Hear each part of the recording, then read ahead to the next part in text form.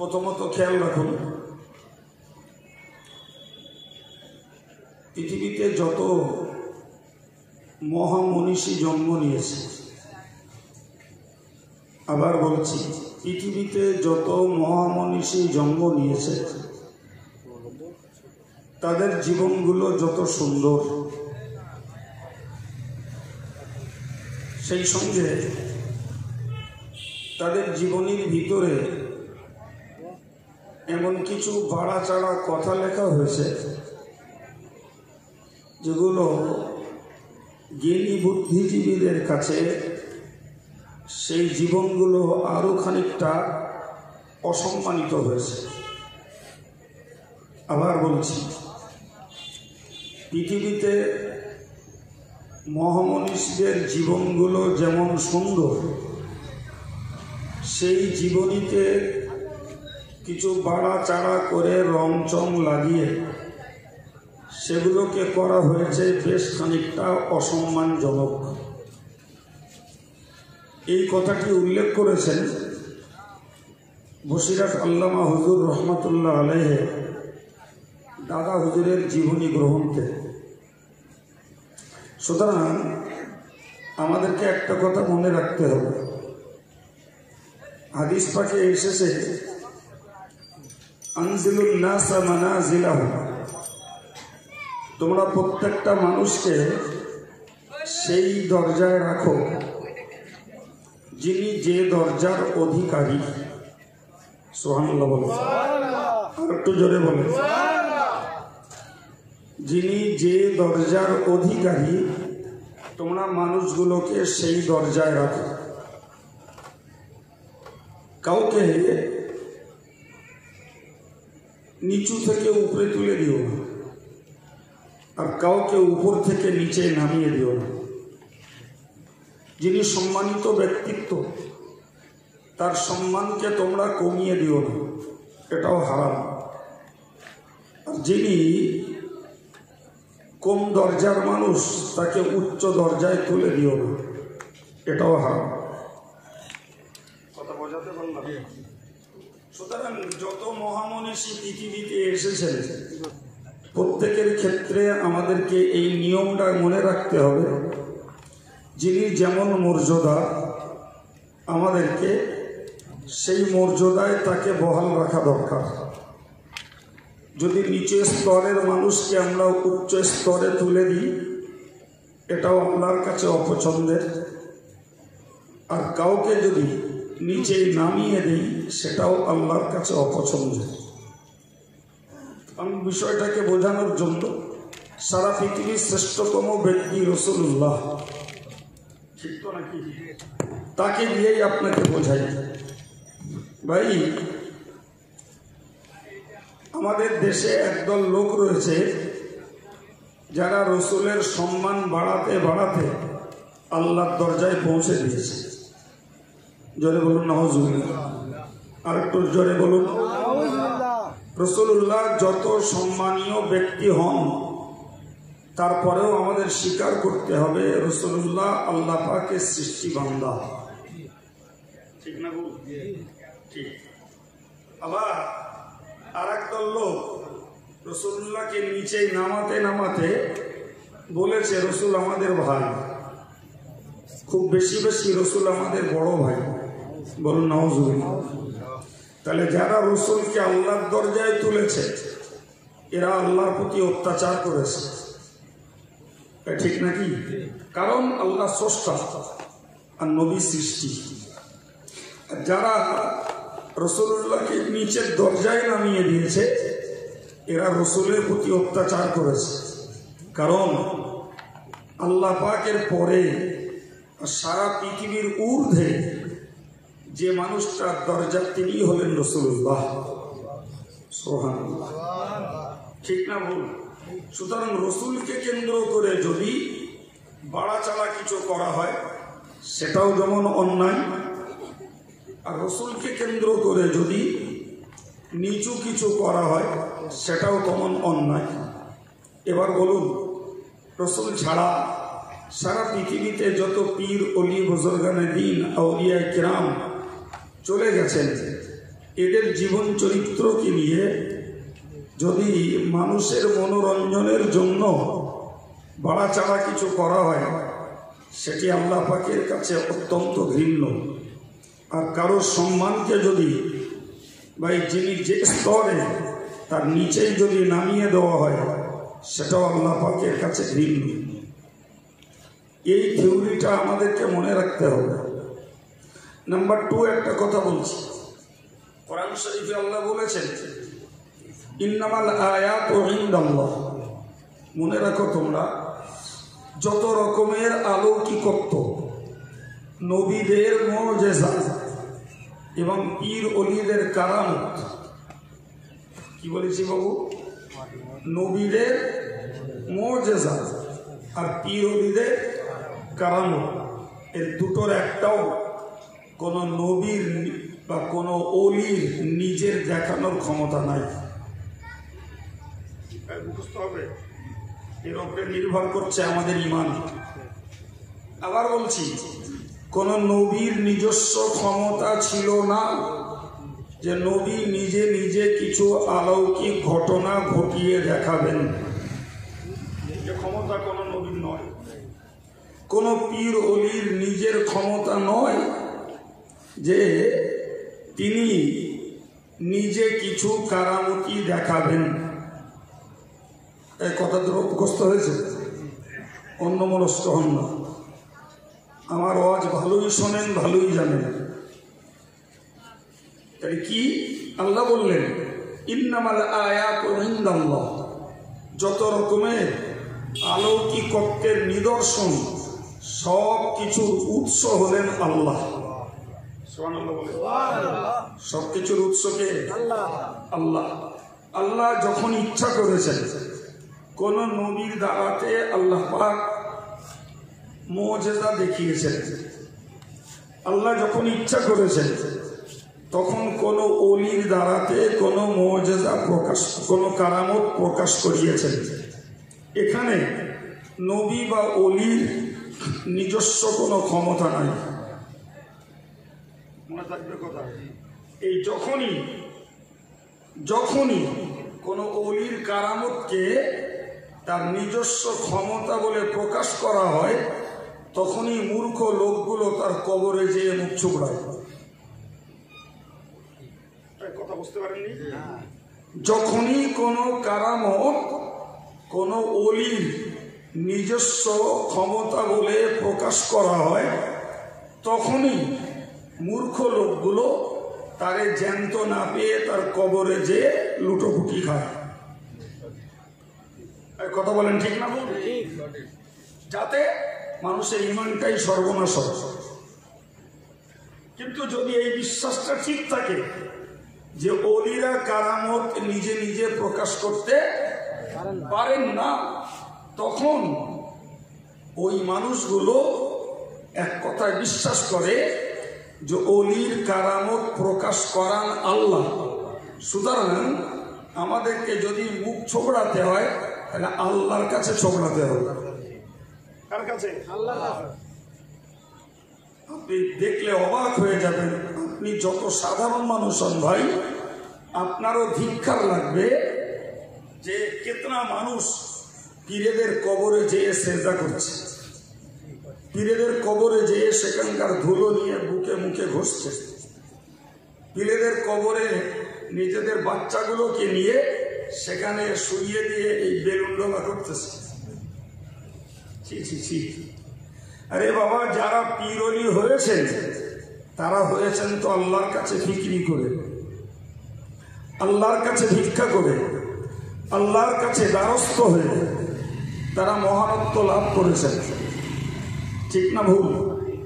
আপনি জ্বলন্ত প্রমাণ নেন। আপনারা ঘুমাচ্ছেন না তো? জি ভাই, হযরত নবী ঈসা আলাইহিস সালাম বিনা বাপে পয়দা হলেন। তাই তো নাকি? নবী ঈসা আলাইহিস সালাম বিনা বাপে পয়দা হলেন। পৃথিবীতে সন্তান জন্মানোর 3টে প্রক্রিয়া। নাম্বার 1, বিনা বাপে বিনা মায়ে, যেটা হলেন আদম আর হাওয়া। মনে থাকবে। 2 নম্বর হলো বিনা বাপে মায়ের গর্ভ থেকে, যেটা হলেন নবী ঈসা আলাইহিস সালাম, ঠিক না বলতে। আর তাম পৃথিবীর সাধারণ নিয়ম হলো বাপ এবং মায়ের সংমিশ্রণ, যেমন আমরা, ঠিক না বল, ঠিক।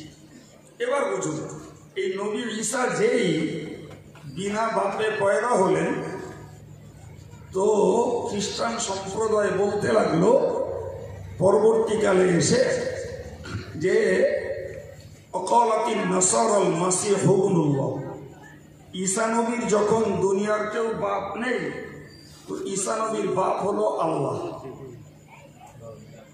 কিছু বলেন আপনারা?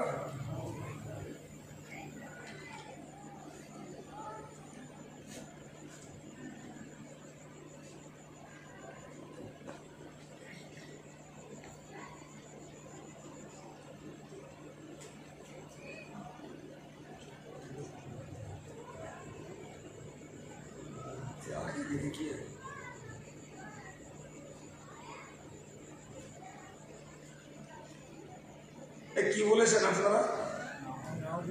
তো এরকম পালা করে বলতেছেন একদিন রহস্যে এতটা চেতনা আসেনি যে এত বড় একটা কুফরি কথা, বেঈমানি কথা, এইটা শুনলে একটু নাউজুবিল্লাহ বলতে হয়। এইটা এখন হিন্দু মাল্লি তাই বলবেন, সবাই মিলে একটু আবেগে বলেন নাউজুবিল্লাহ। আমরা তাম জীবন সূরা ইখলাস পড়ে এসেছি, নামাজেও পড়ি, আমাদের ছেলেরা মেয়েরা সূরা ইখলাস মানে কুল হুয়াল্লাহু আহাদ, এই সূরাটা। তো তার ভিতরে রয়েছে লাম ইয়ালিদ, আল্লাহ কাউকে জন্ম দেননি, সুবহানাল্লাহ, ওয়ালাম ইউলাদ, আর আল্লাহ কারো থেকে জন্ম নেননি। এটা আমাদের আকীদা ভাই, এটা গল্প নয়, এটা কান বাজানো নয়, এটা আমাদের আকীদা। এই আকীদা ঠিক না থাকলে ইমানদার থাকা যাবে না, বেঈমান হয়ে যেতে হবে। তাহলে খ্রিস্টান জাতি যে বলল যে অকালাতিন নাসারাল মাসীহু ইবনুল্লাহ, যে ঈসা নবী হলো আল্লাহর ছেলে। ভাই, আল্লাহর ছেলে কেন বলেছে? কেন বলেছে বলেন? যেহেতু ঈসার মা মারিয়ামের কোন ছেলের সঙ্গে বিবাহ হয়নি, আর এই অবস্থায় তার গর্ভ থেকে আল্লাহ সন্তান দিয়েছেন, ফলে লোকে বুঝলো যে মরিয়ম আল্লাহ পাকের স্ত্রী, আর মরিয়মের গর্ভের ঈসা সন্তান হলো আল্লাহর ছেলে। চিল্লে বলেন নাউজুবিল্লাহ। ভাই, এখন এই যে কপাল পোড়ারা ঈসা নবীরে আল্লাহর ছেলে বলল, আল্লাহ বললেন সুবহানাল্লাহি আম্মা ইয়াসিফুন, ওরা আমাকে যে সমস্ত বদনাম দিয়েছে, আমি আল্লাহ সমস্ত বদনাম থেকে পবিত্র। সুবহানাল্লাহ বলে, আমি আল্লাহ সমস্ত বদনাম থেকে পবিত্র। এই মাইক না আছে,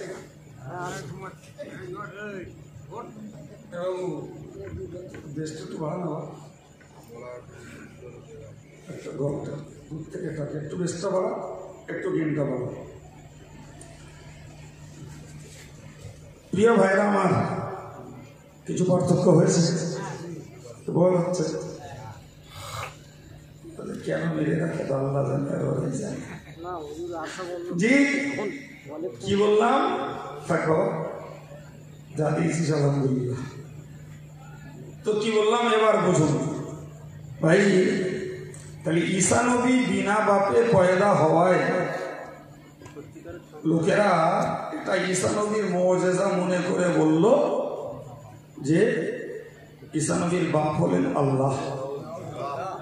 এই কথা যে কেউ বিশ্বাস করবে তার ঈমান নষ্ট হবে। এই জন্য আল্লাহ ঈমানদারদেরকে বোঝাতে যেয়ে বললেন যে আমি আল্লাহ ওদের দেওয়া সকল বদনাম থেকে পবিত্র। সম্মানিত ভাইরা আমার, মনে রাখুন, ওই ঈসা নবী আলাইহিস সালাতু ওয়াস সালাম আল্লাহ পাক তাকে কিছু মুজিজা দিয়েছিলেন, যে মুআজিজাগুলোর একটি হলো আন্নী আখলুকু লাকুম মিনাত তিনি কাহাইয়াতিত তায়রি ফাআনফুখু ফীহি ফায়াকুনু তায়রান বিইذনিল্লাহ। কি বলল? যে আমি পাখির পুতুল তৈরি করি। কি তৈরি করেন? পাখির পুতুল। পাখির পুতুল আপনি আমি যে কেউ মাটি দিয়ে বানাতে পারি। যারা যারা শিল্পী আর্টিস্ট যারা, তারা ভালো বানাতে পারবে, আর যারা নতুন বানাবে তারা একটু খারাপ মতন বানাবে, কিন্তু বানাতে পারবে। হযরত নবী ঈসা করতেন কি, তিনি সুন্দর আর্টিস্ট ছিলেন, ফার্স্ট ক্লাস করে পাখি একটা আকৃতি তৈরি করতেন, আর করে ওর মুখে ফু দিতেন। যেই ফু দিতেন তিনি বলছেন আল্লাহর হুকুমে ওইটা একটা চলন্ত উড়ন্ত ছুটন্ত পাখি হয়ে উড়ে চলে যেত। তাহলে এটা ঈসা নবীর কি বলেন মুআজিজা। কিন্তু ঈসা নবী বলো সেখানেই বলেছেন যে আমি ওটা করি না, আমার কাজ হলো পুতুল তৈরি করে ফুঁক মারা, কিন্তু ওকে রূহ দিয়ে জ্যান্ত করার কাজ হলো আল্লাহ। আবার বললেন ও উবরিউল আকমাহা ওয়ালা আবরাসা, ওগো বিশ্ব মানব তোমরা মনে রাখো, আমার কাছে যখন কোন জন্মন্ধ রোগী আসতো, মায়ের পেট থেকে অন্ধ, নবী ঈসা আলাইহিস সালাম বলছেন ও উবরিউল আকমাহা ওয়ালা আবরাসা ও উহিল মাউতা বিইذনিল্লাহি, আমি জন্মন্ধর চোখ দুটোতে হাত বুলিয়ে দিতাম কিংবা ফুঁক মেরে দিতাম আল্লাহর হুকুমে। জন্মন্ধ দুটো দৃষ্টি শক্তিওয়ালা চোখ নিয়ে ফিরে যেত। আবার কেউ কুষ্ঠ ব্যাধিগ্রস্ত রোগী, সারা গায়ে কুষ্ঠ রোগ, নবী ঈসার কাছে যেতেন, তিনি একটা ফুঁক দিতেন, তো কুষ্ঠ ব্যাধিগ্রস্ত রোগীটা সুন্দর চামড়া নিয়ে ঘরে ফিরে যেত। তো এগুলো খানিকটা বলা যায় ডাক্তারি বিদ্যার মতো, ভালো করে বুঝবেন। হোমিওপ্যাথি, অ্যালোপ্যাথি, কবিরাজি তারা ডাক্তার করে ভাই কোন রাত কানার দৃষ্টি ফেরানোর জন্য, কোন দিন কানা লোকের দৃষ্টি ফেরানোর জন্য, পুরো কানার ট্রিটমেন্ট করে না, তবুও কানার বাপ মারার চেষ্টা করে, দেখি একবার ট্রিটমেন্ট করে যদি দৃষ্টিটা ফেরে। কিন্তু ডাক্তার যখন টেস্ট করে বলে যে না এর দৃষ্টি ফেরবে না, তখন হয়তো চিকিৎসা করা বাদ দেয়। ঠিক বলছি না ভুল বলছি? বাপ মায়ের আশা থাকে যদি বাচ্চাটার চোখটা ফিরে পায়। ভাই তো বলতে পারা যায় কুষ্ঠব্যাধিগ্রস্ত রোগী, এদের ত্বক পরিচর্যায়, এদের চামড়াটা ভালো করার জন্য আমরাও ট্রিটমেন্ট হই, আর ডাক্তার বাবুরাও ট্রিটমেন্ট দেয়। কারো সারে কারো সারে না, তবে না সারার সংখ্যা বেশি। ঠিক না বল? নবী ঈসা সেগুলোকে ফুঁক দিতেন, তারা ভালো হয়ে যেত। কিন্তু আজ পর্যন্ত পৃথিবীর রেকর্ড নেই যে কোনো ডাক্তারবাবু কোনো মরা মানুষের ট্রিটমেন্ট দিয়েছে বাবা। কোনো মৃত মানুষকে যদি আপনি হসপিটালে নিয়ে যান, হয়তো অ্যাক্সিডেন্ট করেছে, তড়ি ঘড়ি মানুষটাকে হসপিটালে নিয়ে গেল, ডাক্তারবাবু চেক করেই বললেন মারা গেছে, আপনারা ফিরিয়ে নিয়ে যান। বলে না বলে না? একবারও ডাক্তারবাবু ওকে একটা ইঞ্জেকশনও দেবে না যে মরে গেছে তবুও দেখি একবার যদি ফেরে। এ বোকা ডাক্তার পৃথিবীতে কেউ নেই। আর নবী ঈসা করতেন কি, মরা লোকের কাছে যেতেন, যে বলতেন ইয়া মাউতা কুম বিইذনিল্লাহ, হে মুর্দা আল্লাহর হুকুমে উঠে পড়ো। সুবহানাল্লাহ বলে তার বলাও শেষ, মৃত ব্যক্তি ফড়ফড় করে ঠেলে উঠল। ভাই এগুলো নবী ঈসার কি মুআজিজার বাংলা মানে হলো অক্ষমকারী। এই বাংলা মানে এটা মুখস্থ করে, অক্ষমকারী। তার মানে যে কাজ অন্য কেউ করতে সক্ষম নয়, ওই কাজকেই বলা হয় মুআজিজা। যে কাজ সবাইকে অক্ষম বানিয়ে দেয়। আমরা কেউ ফুঁক দিয়ে কুষ্ঠব্যাধি ভালো করতে পারবো না, পৃথিবীর কোন পীর ওলি এ কাজ করতে পারেননি। জি, পৃথিবীর কোন পীর ওলি জন্মন্ধর চোখ ভালো হওয়ার রেকর্ড দেখাননি। যে রেকর্ড আল্লাহ দেখিয়েছে কাকে নিয়ে? বাহ, ভালোই অদ্ভুত যে মাসাল ঈসা নবীকে দিয়ে। ভাই এই গেল কটা।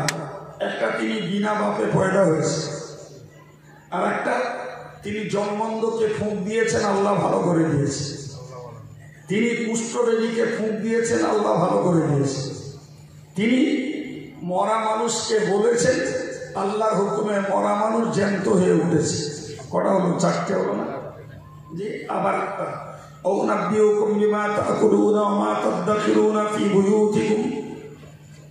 নবী ঈসা কাছে কেউ যদি যেত, উনি বলে দিতেন যে তুমি কি খেয়েছো বা কি খাবে, তোমার বাড়িতে কি জমা করে রেখেছো।